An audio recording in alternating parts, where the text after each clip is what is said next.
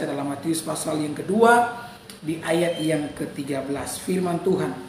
Setelah orang-orang Majus itu berangkat, nampaklah malaikat Tuhan kepada Yusuf dalam mimpi dan berkata, "Bangunlah, ambillah anak itu serta ibunya, larilah ke Mesir dan tinggallah di sana, sampai aku berfirman kepadamu, karena Herodes akan mencari anak itu untuk membunuh dia." Ya, saudaraku, Alkitab mengatakan bahwa Tuhan itu berbicara kepada Yusuf melalui mimpi, ya, di mana Tuhan memerintahkan Yusuf untuk mengambil Maria istrinya dan Yesus, ya, untuk dibawa menyingkir ke Mesir karena Herodes sedang mencari bayi Yesus dan hendak membinasakannya, ya. Maka dari sini kita belajar bahwa sampai sekarang Tuhan itu masih berbicara, ya. Tuhan masih memperdengarkan suaranya. Kenapa? Karena Tuhan itu rindu menyatakan kerinduannya, menyatakan keinginannya. Dia rindu menyatakan apa yang menjadi kemauannya, ya, di dalam kehidupan setiap kita. Karena Tuhan itu tahu jika seseorang berjalan di luar dari kehendak Tuhan, ya, jika seseorang berjalan di luar daripada rencana apa yang menjadi maunya Tuhan di dalam kehidupan orang tersebut, maka orang itu akan mengalami yang namanya kebinasaan. Bukti Tuhan mau berbicara kepada kita terlalu banyak. Alkitab mengatakan di dalam kitab Ibrani, bahkan kitab Roma, bahwa di zaman dulu Tuhan berbicara melalui hamba Tuhan, ya, melalui setiap nabi-nabi, melalui setiap rasul-rasul, sampai kemudian Tuhan pun menyatakan dirinya melalui anaknya yang bernama Yesus Kristus. Allah sampai datang ke dalam dunia, mengambil bagian di tengah-tengah kita. Kemudian Yesus mulai menyampaikan apa yang menjadi maunya Tuhan dalam hidup manusia itu sendiri. Jadi dari sini kita mengerti, kita memahami betul bahwa Tuhan itu mau menyatakan kehendaknya. Allah itu masih berbicara sampai sekarang, ya.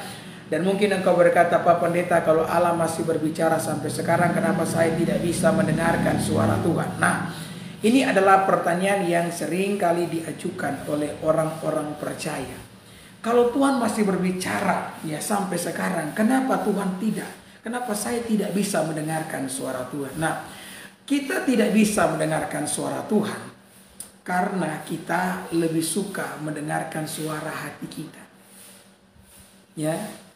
Allah itu terus berbicara, Allah itu terus memperingatkan, tetapi kitanya yang lebih suka, kita lebih memilih mendengarkan suara hati kita. Di Alkitab banyak sekali contoh. Salah satu di antaranya adalah Firaun. Coba kita bicara sedikit soal Firaun. Apa yang kurang, ya, apa yang kurang diketahui oleh Firaun mengenai Allahnya Musa? Saya pikir apapun yang perlu Firaun ketahui tentang Yahweh sudah nampak jelas di depan mata kepalanya sendiri, ya. Ketika Tuhan mengirimkan Musa berbicara kepadanya untuk melepaskan orang Israel, dia berkata, "Tuhan, yang manakah yang berbicara kepadamu?" Sampai kemudian Musa mulai menyatakan tanda-tanda mujizat yang luar biasa. Semua itu dia lakukan di depan mata kepala Firaun. Firaun melihat bagaimana ular menjadi tongkat, tongkat menjadi ular, ya. Firaun melihat bagaimana ketika Musa memasukkan tangannya ke dalam jubahnya, dan ketika dikeluarkan maka tangannya menjadi kusta. Ketika dimasukkan kembali dan dikeluarkan kembali, tangannya menjadi pulih. Bahkan Alkitab mengatakan bahwa Tuhan menyatakan 10 tulah di Mesir, ya, sebagai tanda bahwa Allah orang Israel, bahwa Yahweh itu adalah Allah yang hidup. Tuhan berusaha menyampaikan pesan kepada Firaun, "Lepaskanlah umatku, karena saya tidak menginginkan umatku itu diperbudak di tanah Mesir." Jadi Tuhan itu tidak suka dengan perbudakan, ya. Tuhan itu merindukan setiap kita mengalami kebebasan di dalam Dia, dan kebebasan yang sesungguhnya pada saat kita menghidupi kehendak Tuhan di dalam hidup ini. Tuhan tidak pernah merebut, saudara-saudara, hak kita untuk bebas. Beberapa orang tidak mau mengikuti Tuhan karena mereka berpikir ikut Tuhan akan diikat dengan aturan agama. Tidak, ya. Tuhan tidak pernah memberikan kepada kita aturan agama yang mengikat, mengekang, dan membuat kita merasa tidak bebas. Yesus berkata, barang siapa mengasihi aku, ia akan melakukan perintah-perintahku. Jadi hubungan kita dengan Tuhan itu bukan berdasarkan hubungan agama, saudara. Memang agama itu membosankan, saya pun mengakui itu. Tetapi ketika hubunganmu dengan Tuhan didasarkan pada kasih itu, di mana Allah telah mengasihi kita dengan mati bagi kita di kayu salib, maka hubungan itu tidak akan lagi sama seperti hubungan dengan sebuah agama yang membosankan. Tapi itu sebuah hubungan yang hidup, yang berdasarkan kasih yang berkobar-kobar di dalam hati kita kepada Allah itu sendiri. Ya, maka Tuhan pun membebaskan orang Israel, ya, dan Firaun pun mengalah. Tetapi yang kemudian Alkitab mengatakan Firaun berubah pikiran, ya. Saya akan bacakan Keluaran pasal yang ke-7. Saya pikir ayat ini perlu dibaca, saudara, ya, agar kita bisa melihat dengan baik bahwa ternyata Tuhan juga berbicara kepada Firaun. Keluaran 7 ayat yang ke-13, firman Tuhan, dengarkan ini, ya. Tetapi hati Firaun berkeras. Perhatikan, ya. Jadi yang berkeras hati di sini siapa? Yang tidak mau mendengar di sini siapa? Firaun. Berarti Tuhan sudah berbicara. Firaun sendiri yang berkeras hati. Maka hati-hati, saudara. Ketika engkau telah mendengarkan firman Tuhan, ketika engkau telah mendapatkan perintah Tuhan, dan engkau tidak melakukannya, engkau mengeraskan hatimu, maka biasanya sesuatu yang buruk dapat terjadi di dalam kehidupan setiap kita. Maka apa yang terjadi? Sehingga tidak mau mendengarkan mereka keduanya. Dia tidak mau mendengarkan Musa dan Harun, seperti yang telah difirmankan Tuhan. Maka saudara-saudara, Firaun pun menyuruh orang-orangnya untuk mengejar orang Israel yang tadinya sudah dilepaskan, ya.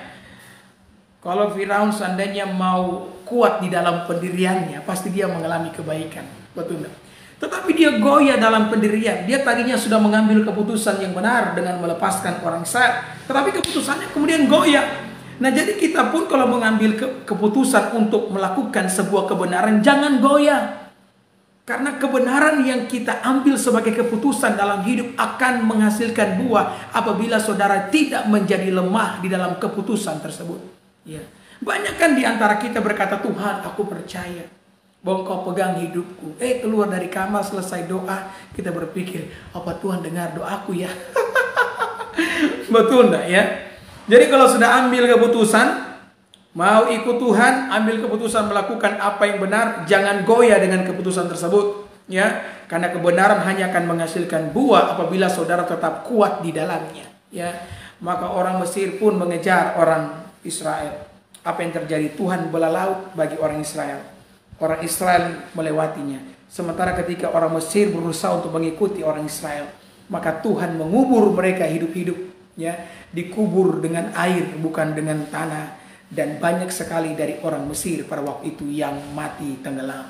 Nah, saudara, kemudian kita mulai bertanya, kenapa sampai Firaun tidak mendengarkan suara Tuhan? Saya merenungkan tadi sore, selesai saya doa, saudara-saudara, saya menemukan ini, bahwa ternyata Firaun tidak mau mendengarkan suara Tuhan karena Firaun tidak ingin mengalami kerugian.